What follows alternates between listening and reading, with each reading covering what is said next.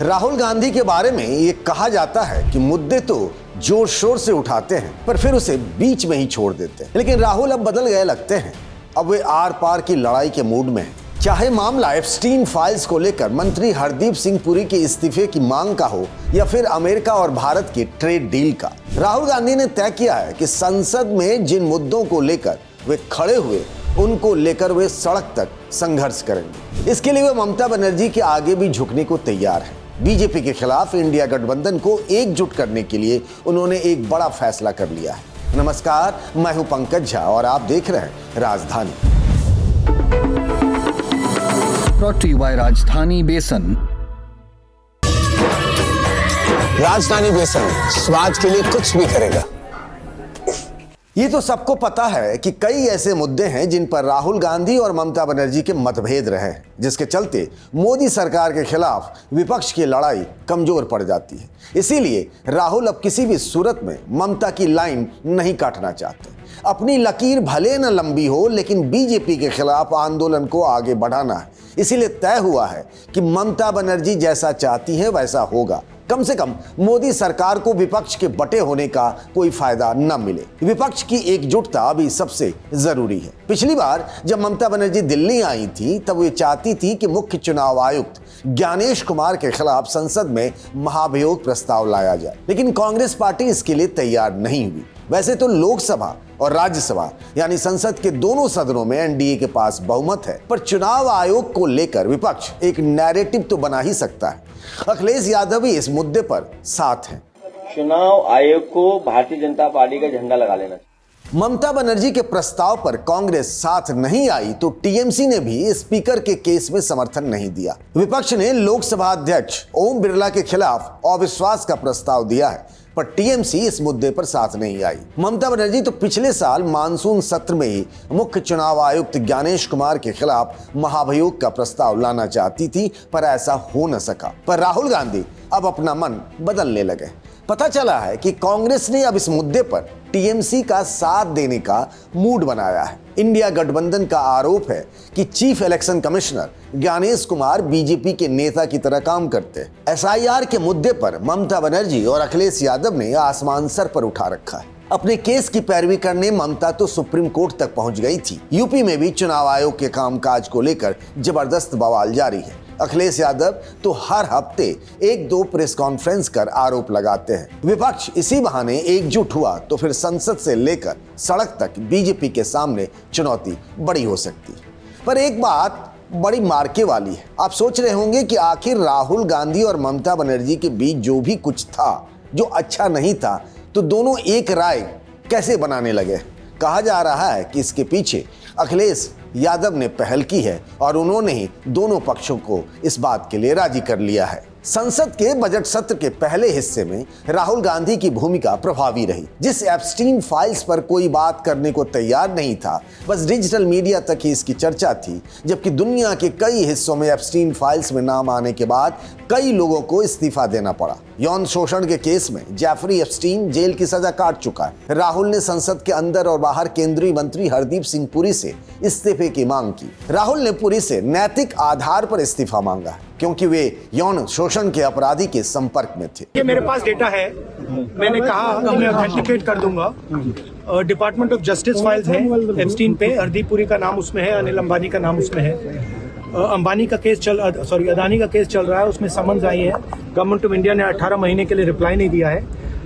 Direct pressure है prime minister पे, वो सब जानते हैं। बट मेन बात ये है, देखिए, बिना प्रेशर कोई हिंदुस्तान का प्राइम मिनिस्टर ये नहीं। जो हुआ है, जो किसानों के साथ हुआ है, डेटा के साथ हुआ है, डिफेंस के साथ हुआ है, एनर्जी सिक्योरिटी के साथ हुआ है, कोई प्रधानमंत्री नहीं कर सकता है। नॉर्मल सिचुएशन वो जब ही करेगा जब किसी ने मतलब चोक लगा रखा है, ग्रिप ले रखी है और चोक लगा रखा है। संसद के बजट सत्र के दूसरे हिस्से की शुरुआत होली बाद 9 मार्च से होगी, लेकिन कांग्रेस ने तब तक मोदी सरकार पर दबाव बनाए रखने की एक रणनीति बनाई है। दूसरा बड़ा मामला है भारत और अमेरिका के बीच हुए ट्रेड डील का, जिसको लेकर तरह तरह की बातें कही जा रही हैं। आरोप है कि अमेरिका के सामने मोदी सरकार झुक गई। सरकार का कहना है कि राहुल गांधी इस बारे में भ्रम फैला रहे हैं। मित्रों, वो गुमराह कर रहे हैं कि यूरोपियन यूनियन इंग्लैंड, इसके साथ हुए जो एफटीए और अमेरिका के साथ हुई ट्रेड डील, ये दोनों के माध्यम से मोदी जी ने किसानों के हित को नुकसान पहुंचा है। मैं राहुल गांधी जी को चैलेंज देना चाहता हूं, किसी भी मंच तय कर लो, भारतीय जनता पार्टी का युवा मोर्चे का अध्यक्ष आकर आपसे चर्चा कर लेगा नुकसान किसने किया है। मैं इस देश के किसानों को इस मंच से आश्वस्त करना चाहता हूं। कांग्रेस इसी बहाने फिर से देश भर के किसान संगठनों को एकजुट करने में जुटी है। राहुल गांधी ने पंजाब और हरियाणा के कई किसान नेताओं से मुलाकात की है। मुद्दा अमेरिका के दबाव में रूस से सस्ता तेल न खरीदने से लेकर किसानों के हितों की अनदेखी है। खास तौर से टेक्सटाइल इंडस्ट्री को लेकर अमेरिका ने बांग्लादेश से भी व्यापार समझौता किया है। कांग्रेस के सांसद रणदीप सुरजेवाला ने सिलसिलेवार तरीके से बताया कि अमेरिका से हुए समझौते के बाद भारत का क्या नुकसान है। मोदी सरकार द्वारा भारतीय हितों की तिलांजलि देने के कुछ पहलू लेकर हम आपके बीच में हैं और मैं केवल 3 पक्षों की आपसे चर्चा करूंगा। खेती, ऊर्जा सुरक्षा और ओवरऑल जो व्यापार की शर्त है। खेत खलिहान और किसान से विश्वासघात। भारत के कृषि बाजार में अमेरिका के खेती और खाद्य उत्पादों का निःशुल्क आयात किसानों की रोजी रोटी पर सीधे हमला है। अमेरिका भारत व्यापार समझौते के तहत 6 फरवरी 2026 के फ्रेमवर्क इंटरिम एग्रीमेंट में पहले बिंदु में ही यह सहमति जताई है कि भारत बगैर किसी इंपोर्ट ड्यूटी या आयात शुल्क के अमेरिका के खाद्य और कृषि उत्पाद के लिए अपना बाजार खोल देगा। कि राहुल जी ने इसीलिए हमको और खड़गे जी ने आदेश दिया कि तथ्य सार्वजनिक पटल पर रखो। अगर अमित शाह जी चाहें हम बीजेपी के कार्यालय में आपके समक्ष वो बहस को तैयार हैं। मैं आज चले जाता हूं, अभी आज कहें आज चले जाता हूं, कल कहें कल चल पड़ता हूं। अमित शाह जी की मर्जी है, उन्होंने मुझे निर्धारित कर दिया है, वो जिसको निर्धारित करेगी पार्टी वो जाने को तैयार है। तो अमित शाह जी तारीख और समय बता दें। किसानों का मुद्दा बीजेपी के लिए कमजोर कड़ी हो सकता है, इसीलिए मोदी सरकार ने अपने मंत्रियों को डैमेज कंट्रोल में लगा दिया है।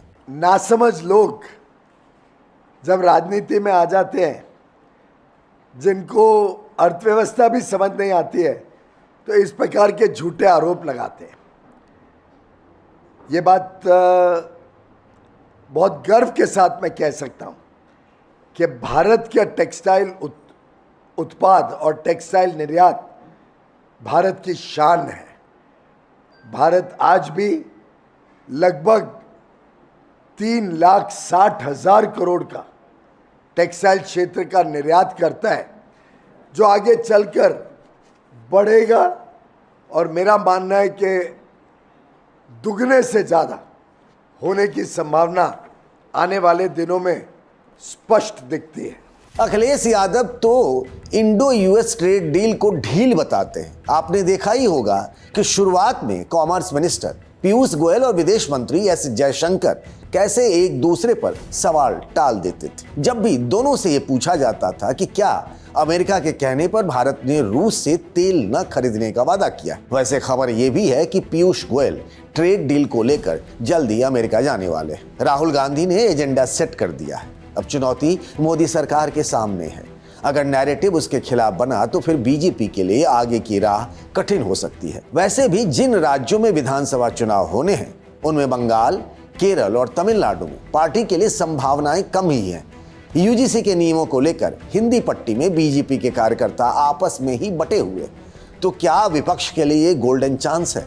बताइएगा कमेंट बॉक्स में। इस वीडियो को बनाया हमारी सहयोगी ऋतु ने। बाकी खबरों के लिए बने रहिए द लल्लन टॉप पर। पता है हीर ने रांझा से क्या कहा, पता है शिरीन ने फरहाद से क्या कहा, पता है रोमियो ने जूलियट से क्या कहा, पता है पता नहीं किससे क्या कहा। सबने एक ही बात कही थी। कहा था कि 22 फरवरी को सुबह 11 बजे लखनऊ के इंदिरा गांधी प्रतिष्ठान पहुंच जाओ। वहां पे जुपिटर हॉल में लल्लन टॉप का अड्डा सजा मिलेगा। बहुत अच्छे से तैयार होके पानी की बोतल लेके आना है, क्योंकि वहां पे गमछा मिलेगा, वहां मग्गा मिलेगा, वहां तकिया मिलेगा, वहां हम मिलेंगे, वहां ये मिलेंगे, वहां वो मिलेंगे, वहां पे कमाल के मेहमान मिलेंगे। क्योंकि फिर से कॉल टू एक्शन कहा जाता है इसको सेल्स वालों की भाषा में, इसलिए फिर से बोल रहा हूं।